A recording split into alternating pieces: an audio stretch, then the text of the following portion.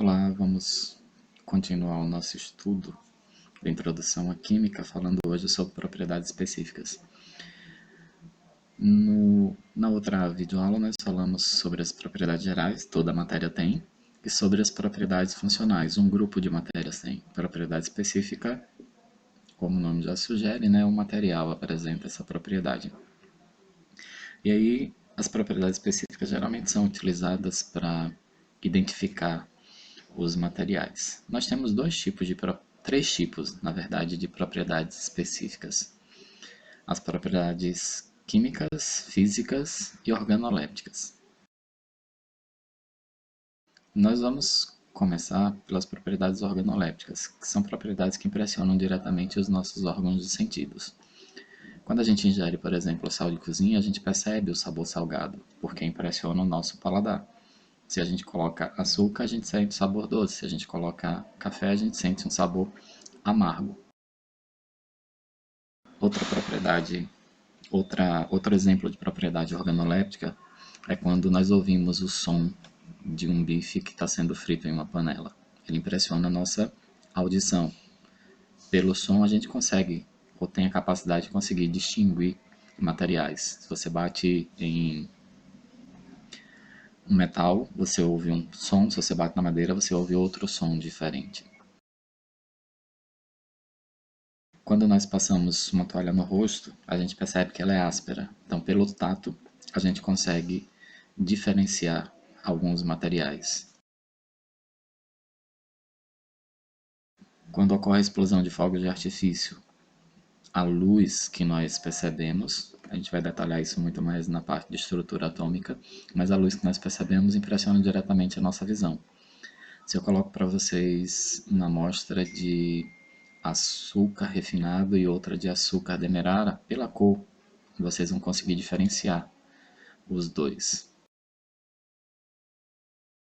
O olfato também, outro órgão de sentido, quando impressionado, a gente tem uma característica de uma propriedade específica organoléptica.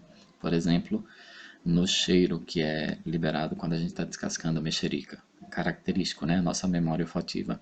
Ela vai identificar que material é aquele, vai decodificar e dizer pra gente, é mexerica. Se fosse laranja, mesmo com os olhos vendados, nós saberíamos que tipo de material que nós estávamos lidando naquele momento.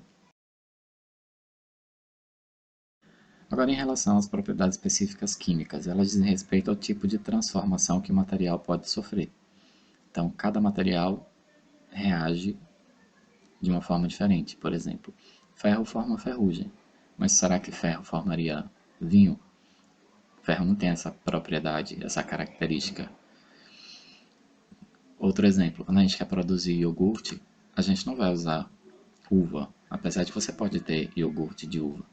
Mas a matéria-prima principal para o iogurte não é a uva. Para produzir o iogurte, nós precisaríamos certamente de leite. Tá, a gente poderia pensar diferente. E se eu usar leite, será que eu conseguiria produzir vinho? O leite não tem a propriedade específica química de ser transformado em vinho. Então, para produzir o vinho, nós precisaríamos de uva. As propriedades específicas físicas, elas estão diretamente relacionadas a valores que são determinados, grandezas experimentais. Por exemplo, a solubilidade. Solubilidade é quantidade de matéria que pode ser dissolvida em uma certa quantidade de solvente. Então, quando a gente adiciona, por exemplo, sal de cozinha à água, o sal está sendo dissolvido na água. A interação química que existe entre eles produz o que nós chamamos de solução.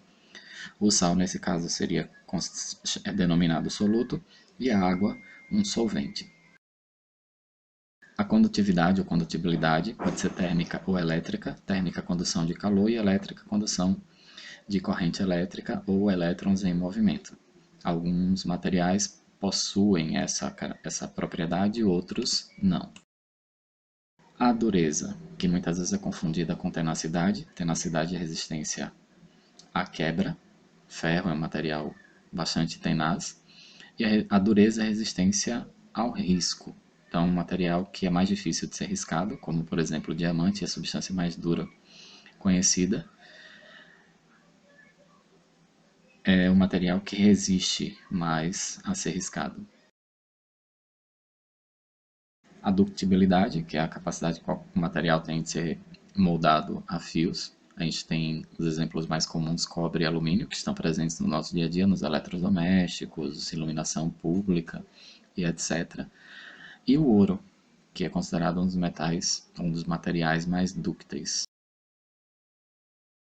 A maleabilidade, que é a capacidade de ser transformado em lâminas, e aí a gente pode entender como lâminas uma folha, uma placa, por exemplo. Como vocês podem observar na imagem, a gente tem o papel alumínio, uma lâmina de barbear.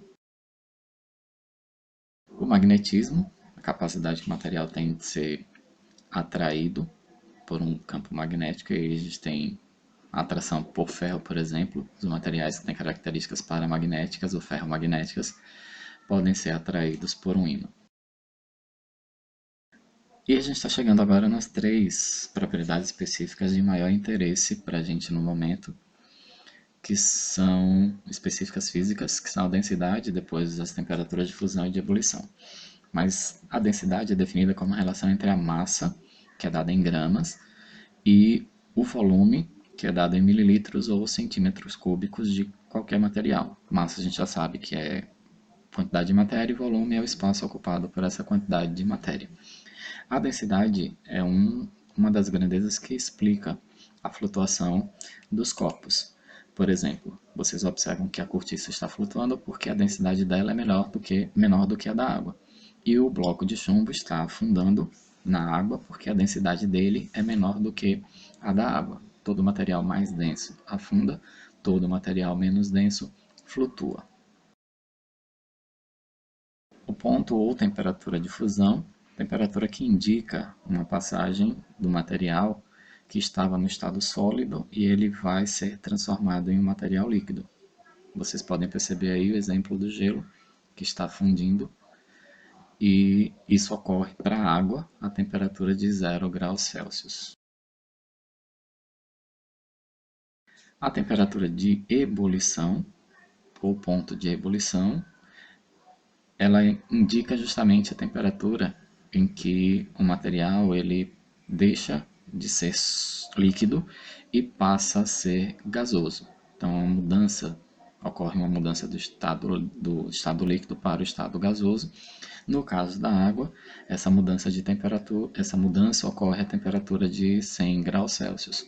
Para outro material, a mudança ocorre em temperatura diferente. Por exemplo, o álcool, isso ocorre a aproximadamente 78 graus Celsius. Na próxima, nós continuaremos o nosso estudo e vamos ver os conceitos, né, definição de estados físicos, mudanças de estado e transformações da matéria. Até lá!